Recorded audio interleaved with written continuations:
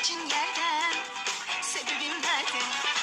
Bitti derken her şey elden gitti derken sabrettim ben. Tam o anda ummadığında bir güneş parlar bazen. Bitti derken her şey elden gitti derken sabrettim ben. Tam o anda ummadığında bir güneş parlar bazen.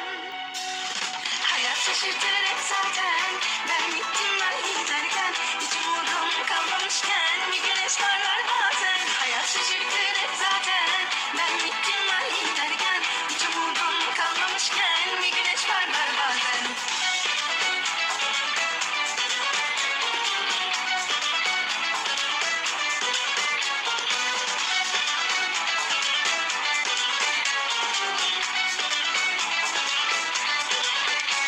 Yolculuk benim madem, yollar nerede?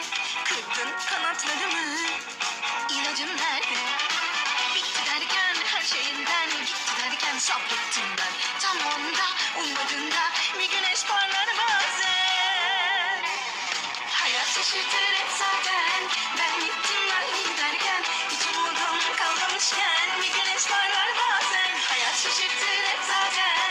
Ben gittim ben giderken hiç umudum kalmamışken bir güneş parlar bazen.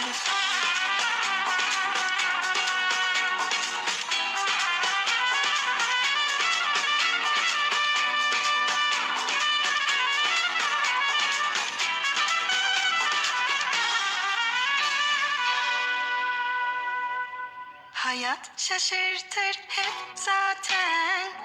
Ben bittim ay derken hiç umudum kalmamışken bir güneş parlar bazen. Hayat şaşırtır hep zaten. Ben bittim ay derken hiç umudum kalmamışken bir güneş parlar bazen. Hayat şaşırtır